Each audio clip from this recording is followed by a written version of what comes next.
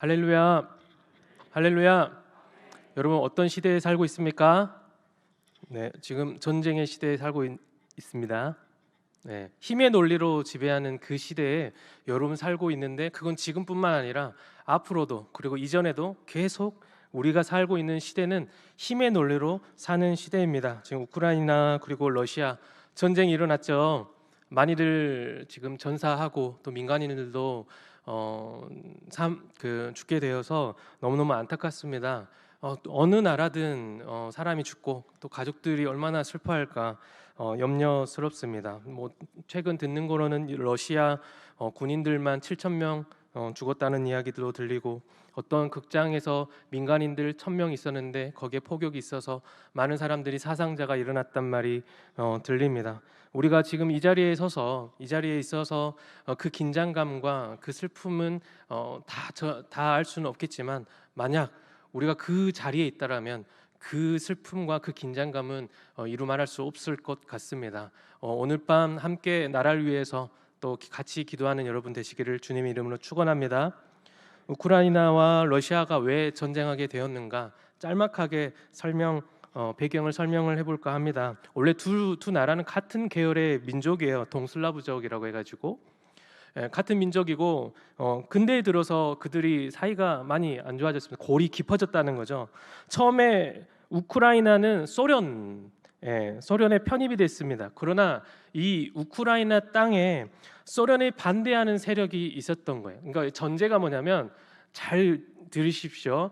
우크라이나에 러시아를 좋아하는 사람들이 있었고 러시아를 싫어하는 사람들이 있었습니다. 러시아를 좋아하는 사람들이 있었고 러시아를 어떤 사람이 있었다고요? 이게 중요한 거예요. 이 러시아 친러시아 반러시아 사람들이 있었는데 내부에 그 소련에 반대하는 세력, 러시아에 반대하는 세력들이 있었던 거예요. 원래 소련인데. 그러니까 중앙소련, 지금의 러시아가 예로부터 우크라이나를 억압했습니다. 그리고 지배하려고 했어요. 그리고 착취했습니다. 그래서 어떤 날에는 수확물을 착취해가지고 그 우크라이나에 대기근이 있었는데 자그마치 390만 명이 굶어서 죽었다고 합니다. 그러니 우크라이나에 있는 사람들이 러시아를 좋아하겠습니까? 싫어하겠습니까? 싫어하죠. 아직은 소련이에요. 그 나라는. 근데 1991년에 소련이 해체됐어요. 그러면서 독립을 합니다. 우크라이나가 독립을 하게 됐습니다. 그러나 다시 말씀하지만 우크라이나 땅에 소련을 좋아하는 그 러시아 친러시아가 있고 또 반러시아가 그대로 있다고 했지요. 그렇기 때문에 친러시아와 우호 세력과 반러시아가 있었는데 그래서 이 푸틴이 러시아면서 그 자꾸 우크라이나 땅을 자꾸 넘보는 거예요. 왜요? 친러시아 사람들이 있기 때문이에요. 그래서 첫 번째는 크림반도 사건입니다. 크림반도에는 유난히 친러시아 사람들이 90% 이상이 많았나 봅니다. 그래서 러시아의 그 푸틴이 계략을 해가지고 야 투표해라. 그래서 마을 사람들끼리 투표했는데 합병을 강제적으로 시켜버립니다. 국제적으로는 인정받지 못하지만 거기 속해 있는 크림반도의 사람들은 러시아로 합병이 돼버립니다. 두 번째는 돈바스, 많이 들어보시지 않으셨어요? 돈바스 지역에 전쟁이 있었는데 사실 지금뿐 아니라 그 전부터 돈바스 지역에는 왜냐하면 국경이라서 계속 전쟁이 왔다 갔다 하고 있는 겁니다. 왜냐하면 거기에 친러시아 사람들이 굉장히 많이 거주하고 있기 때문이에요. 그래서 푸틴 혼자서 강제적으로 이 지금 우크라이나 땅에 있는 돈바스 지역은 우리 러시아 땅이라 이렇게 지정했습니다. 예. 근데 그거 가지고 그렇게 하고 있는 중입니다. 그러니까 우크라이나 입장에서는 어떤 마음이에요? 야금야금 이 땅들을 이렇게 뺏기니까 뺏기지 않으려고 노력을 하는 거겠죠. 그래서 뭐 합니까? 나토에 가입하려고 하는 거예요. 이 나토라는 것이 공산주의에 대항하기 위한 서방 주축의 역할을 하고 있는 그 연합인데 거기에 가입할 주변국들이 다 가입을 한 상태고 우크라이나만 남았는데 이제 본인도 가입을 해서 러시아로부터 보호받고자 나토에 가입하려고 하는 겁니다. 당연한 수순이겠죠. 그런데 러시아 입장에서는 무엇이냐? 이들이 나토에 가입하게 되면 나토의 주축은 서방이란 말이에요. 공산주의가 아니란 말이에요. 나토에 가입하게 되면 우크라이나의 땅은 서방 군사 시설의 그 그리고 전방 병력들이 배치되어 있는 것입니다. 그렇기 때문에 러시아는 스스로의 방어 목적으로 우크라이나를 점령하고 나토에 가입하지 말라고 해서 그 배경으로 지금 전쟁이 일어나고 있는 것입니다. 이해가 되시나요? 근데요, 이 모든 원리가 무엇인가요? 지금 전쟁들 여러분들이 뉴스를 통해서 보고 계실 텐데 이 모든 것이 무슨 원리로 작용하고 있는지 아십니까? 힘의 논리입니다. 세면 되는 거예요. 사실 러시아가 왜 우크라이나를 침공했습니까? 본인들이 더 세다고 믿어서 우크라이나를 금방 점령이라도 할 것처럼 점령시키려고 한 것입니다. 근데 지금 어찌 보면 팽팽하다고도 할 수 있고 결과를 우리는 어찌 보면 계속 보고 있지 않습니까? 왜 그럴까요? 지금 연합국들이 계속 지원을 해주고 보호를 해주고 전 세계적으로 격려를 해주기 때문에 지금 힘이 서로 팽팽하기 때문에 우열을 가리기가 힘든 상황이 됐습니다. 만일에 러시아가 전 세계적으로 가장 강한 국가였다면 그렇다면 이런 현상은 일어나지 않는 것입니다. 때문에 우리가 살고 있는 시대는 무슨 시대입니까? 힘의 논리가 지배하는 시대입니다. 본문의 말씀도 똑같은 말씀입니다. 힘의 논리가 지배하는 시대, 헤롯이 살고 있는 그 시대, 지금 그 힘을 성경은 이야기하고 있는데요. 헤롯에 어떤 힘이 있는가? 네 가지를 통해서 이야기합니다. 첫 번째 19절 말씀입니다. 읽어보도록 하겠습니다. 시작. 헤롯이 그를 찾아도 보지 못하매 파수꾼들을 신문하고 죽이라 명하니라. 여기까지입니다. 베드로가 감옥에 갇혔는데 첨사가 옆구리 툭 치면서 베드로 탈옥시키죠. 이때 분개한 헤롯의 행동입니다. 유스타니어스 법이라고 해가지고 헤롯은 누군가가 탈출했을 때 그 탈출을 막지 못했던 파수꾼을 죽일 수 있는 권한이 있었던 거예요. 그게 헤롯의 힘입니다. 엄청난 권력을 가지고 있는 게 헤롯입니다. 그 다음에 헤롯이 유대를 떠나 어디로 내려가서 머문다고 말씀에 19절에 있습니까? 가이사라로 내려가서 머무는 것이 헤롯의 그 영향력을 나타냅니다. 가이사라 이름의 원래 뜻은 가이사라 빌립보입니다. 가이사라는 난지도 같은 가난한 지역이에요. 근데 지금은 엄청난 도시가, 멋진 도시가 되어 있습니다. 가난한, 우리식으로 보면 판자촌 살고 있는 거, 달동네인 거예요. 근데 헤롯이 그 땅을 전부 다 밀어버렸습니다. 거기 살고 있는 사람들 어떻게 됐어요? 다 불황화되고 백수가 되고 노숙자가 되었겠죠.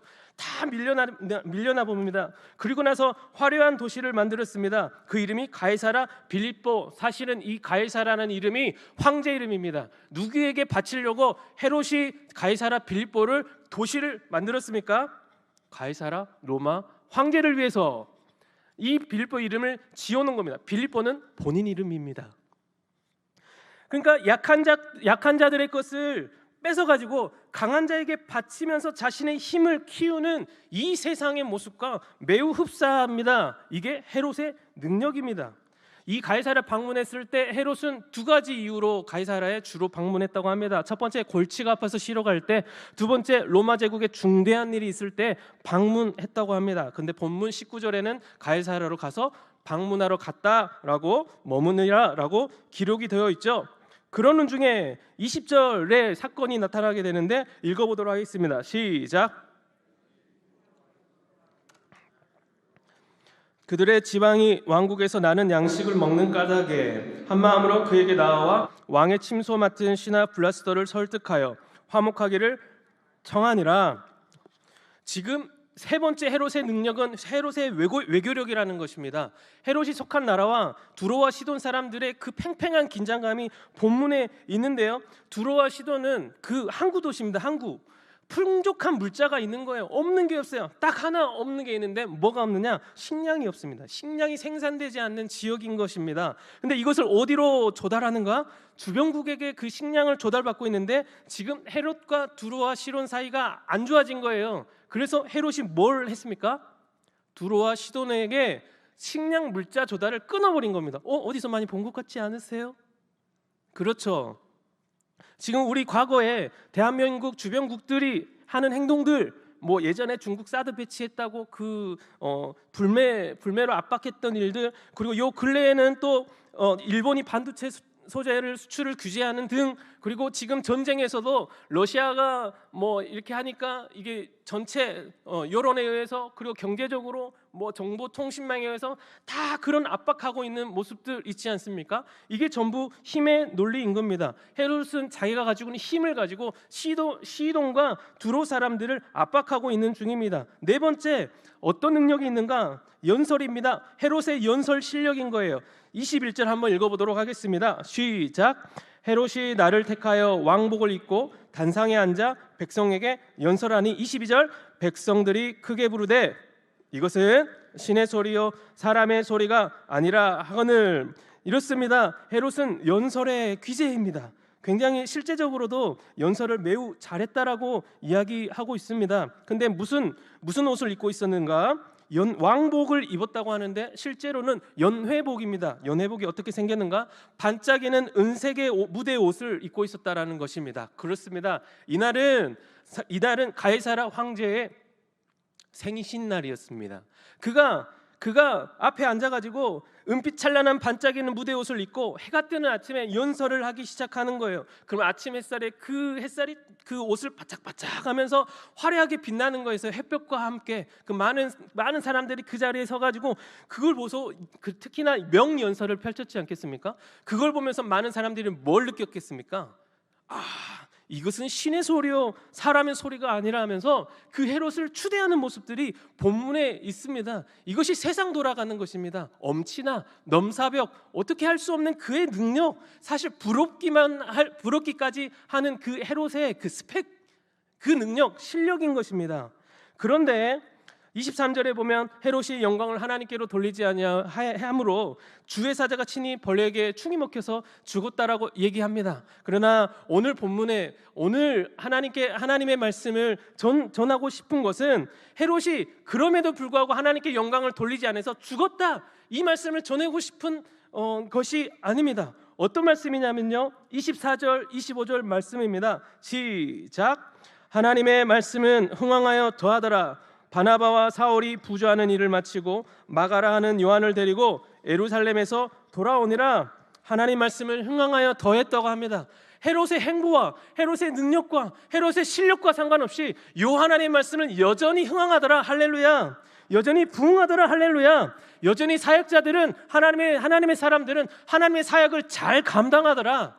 세상이 어떻게 돌아가는 것과 상관없이 여전히 하나님의 사람들은 하나님의 일을 가지고 사명을 가지고 움직이더라. 그리고 하나님의 시간에 하나님께서 계획하신 일을 여전히 행하는 모습들을 본문에 볼 수 있다라는 것입니다. 여전히 하나님의 사역은 진행되고 있습니다. 할렐루야. 맞습니까? 저희 교회에서도 하나님의 사역들이 진행되고 있습니다. 전도도 열심히 하고 기도도 열심히 하고 말씀도 열심히 듣고 예배도 드리고, 그리고 또한 또 어려움 당하기 위해서 신방도 하고, 교회가 변함이 없습니다. 이것이 우리가 이 시대에 산 힘의 논리의 시대에서 살고 있는 사명과 방향성입니다. 왜냐? 요 하나님께서 쉬지 않으시니 우리가 쉬지 않고 이 시간에 기도하고 쉬지 않고 하나님의 사역을 감당하는 것입니다. 여러분, 우리가 하나님의 마음을 가지고 여전히 세상은 이렇게 급박하게 돌아가나 우리가 하나님의 사역을, 하나님의 마음을 가지고 하나님, 저희는 하나님 편입니다. 우리가 하나님의 마음을 분별하길 원합니다. 하나님, 이 시대에 하나님의 마음이 어디 있는지 분별하게 하시고 하나님의 역사 속에 나의 삶이 들어가게 해달라고 기도하는 여러분들 되시기를 주님의 이름으로 축원합니다. 기도하도록 하겠습니다. 살아계신 하나님의 역사가 우리에게 임할 수 있도록 주여 허락하여 주시옵소서. 세상은 힘의 논리로, 실력으로, 스펙으로 살아가지만 우리는 여전히 하나님을 찬양하며 기도하고 주님 앞에 나옵니다. 무릎 꿇고 하나님 앞에 나아갈 때 하나님이 역사하시고 하나님의 그 역사를 우리가 눈으로 보게 허락하여 주시옵소서. 예수님 이름으로 기도합니다. 아멘.